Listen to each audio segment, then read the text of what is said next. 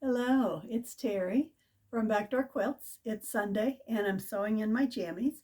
I grabbed a nice cup of tea and I wanted to show you something I did this week. So, this is a project that you can get done in a day, and I like that kind of project. We had this fabric that's a double border print. So, here's the selvage, and it goes around to the selvage on the other side. And I just thought that'd make a really pretty pillowcase. So I bought 3/4 of a yard of this. And I don't think we have a lot of this left, but we have several more that we've ordered that'll be coming in. Then I bought 1/3 of a yard of this. I pressed this in half so I'd know where this fold should be. And on the inside here, I made French seams. I want to show you the seams and then I'm going to show you how to do that. I like doing French seams, but then I also don't like the French seam to come out to here. So I like this to be an open seam. And I'll show you how I finish that in a sec. But when you do French seams, you want to put the fabric, this is backwards, you want to put the fabric wrong sides together. And you can see, I put yellow on the bobbin so you could kind of see. So I put the fabrics wrong side together and you'll sew a seam that's 1/8 to 1/4 of an inch. Especially in a pillowcase, it doesn't have to be exact. And then you'll press that just so it's a little bit easier to deal with.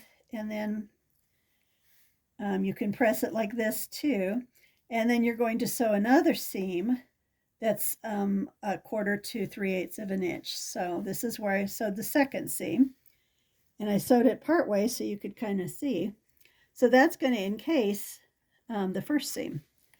So here's the second seam. Here's the first seam. And it's just getting encased and it makes a really nice finish. Then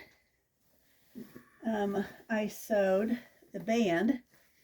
I sewed the right side of the band to the wrong side of the pillowcase.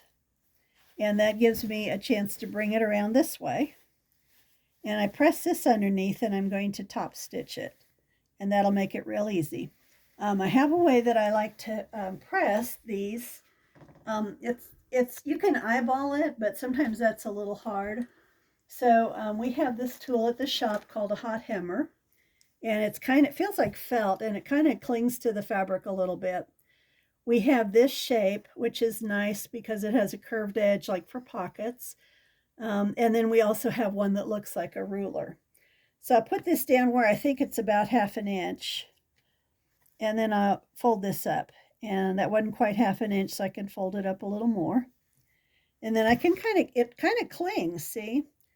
And I can keep my fingers out of the way while I'm pressing it. And this is a tool that I use really pretty often. And see, it just presses it real nice. That's what I did here. Then I'll just take this, put it on my machine and top stitch it. Then I don't have to worry about the lines being all crooked. If they're a little crooked on the inside, it won't matter. Just stitch this real close here. Something that I used, these just came in this week. We've been waiting for them to come in. This is called a pressing bar with a clapper. The top part is wool. And I used this. This was really kind of nice. I used this to press this seam because that's kind of hard to press when it's just flat. So this raises it up. It has a nice wool surface. And a big thing right now with piecing is to use a clapper. This is a wooden, just nice smooth wood. And so you could do the advantage of this is if you have a whole bunch of seams real close together, it kind of separates the seams out and then you're not making a mess of your seams. So you can take this and you can press it either to the right side or wrong side, it doesn't matter.